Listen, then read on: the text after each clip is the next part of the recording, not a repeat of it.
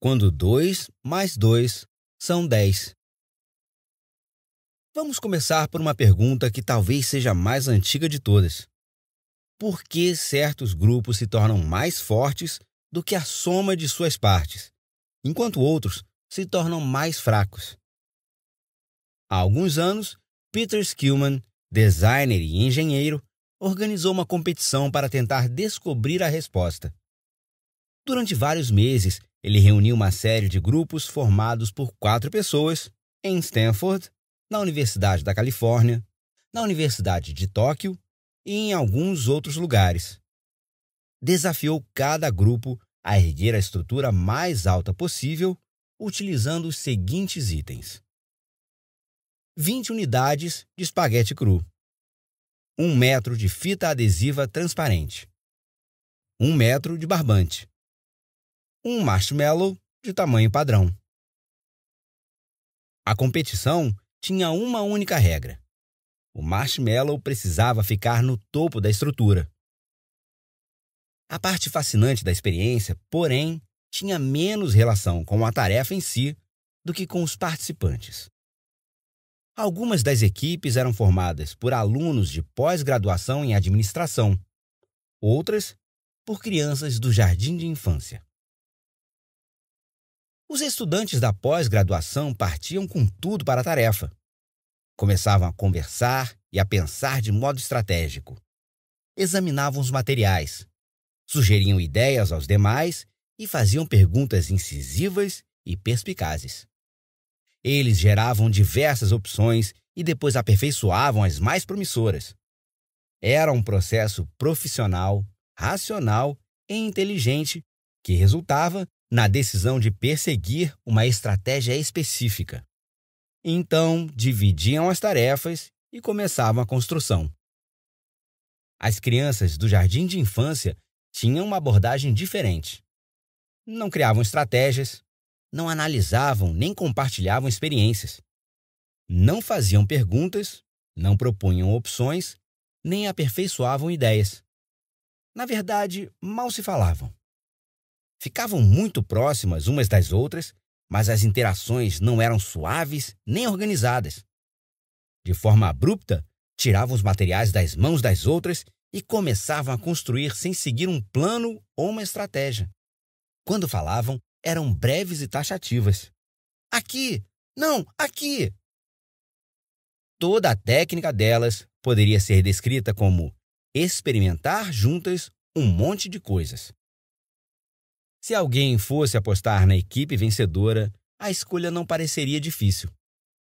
Todas as fichas iriam para os estudantes de administração, pois eles possuíam a inteligência, a experiência e as habilidades necessárias para fazer um trabalho superior. É assim que costumamos pensar sobre o desempenho em grupo. Presumimos que indivíduos qualificados se combinarão para produzir um desempenho qualificado, da mesma forma que presumimos que 2 mais 2 se combinam para formar 4. Só que quem apostasse neles teria perdido. Em dezenas de testes, as crianças do jardim de infância construíram estruturas que tinham em média 66 centímetros, ao passo que os estudantes da pós-graduação construíram estruturas que ficaram em média com menos de 25 centímetros. E não foram só os estudantes que as crianças superaram. Elas também derrotaram equipes de advogados que ergueram estruturas com altura média de 38 centímetros e de CEOs de empresas cujas estruturas alcançaram em média 55 centímetros. O resultado é difícil de assimilar porque parece uma ilusão. Vemos estudantes da pós-graduação inteligentes e experientes e achamos difícil imaginar que teriam um desempenho ruim trabalhando juntos. Observamos crianças do jardim de infância inexperientes e sem sofisticação e achamos difícil conceber que juntas apresentariam um desempenho bem-sucedido. Mas essa ilusão, como todas as outras, acontece porque nossos instintos nos levam a prestar atenção nos detalhes errados. Nós nos concentramos naquilo que conseguimos ver, as habilidades individuais. Mas não é isso que importa. O que importa é a interação. Os estudantes da pós-graduação parecem estar colaborando, mas, na realidade, estão envolvidos em um processo que os psicólogos chamam de gestão de status.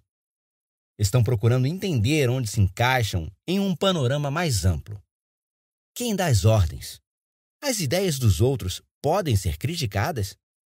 Quais são as regras? As interações parecem tranquilas, mas o comportamento oculto está carregado de ineficiência, hesitação e competição sutil. Em vez de se concentrarem na tarefa, estão tentando lidar com as inseguranças mútuas. Passam tanto tempo gerenciando o status que falham em captar a essência do problema. O marshmallow é relativamente pesado e o espaguete é difícil de prender. Com isso, as primeiras tentativas costumam desmoronar e o tempo acaba. As ações dos garotos do jardim de infância parecem desorganizadas à primeira vista. No entanto, quando são observados como uma única entidade, o comportamento é eficiente e eficaz. Eles não estão competindo por status.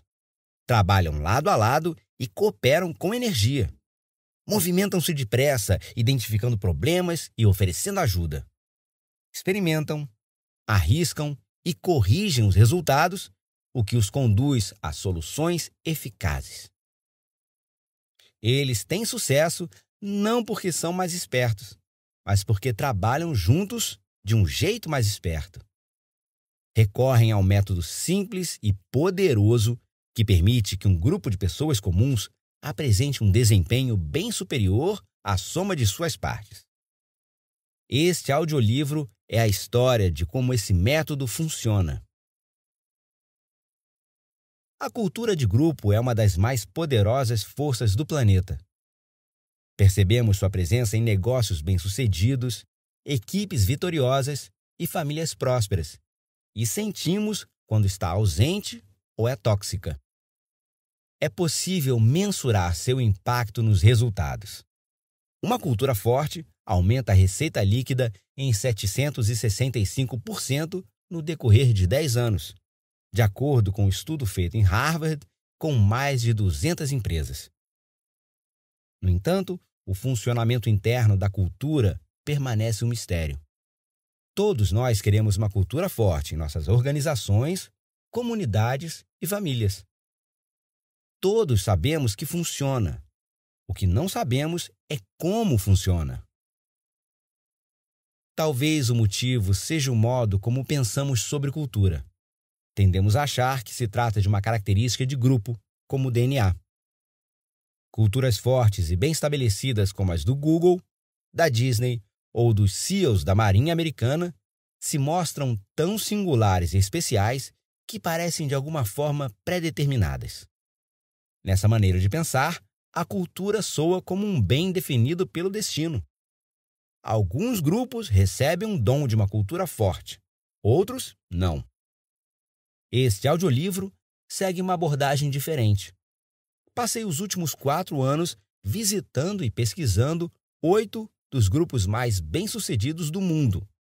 Entre eles, unidades militares de operações especiais, uma escola da periferia, um time de basquete profissional, um estúdio de cinema, uma trupe de comediantes e uma quadrilha de ladrões de joias.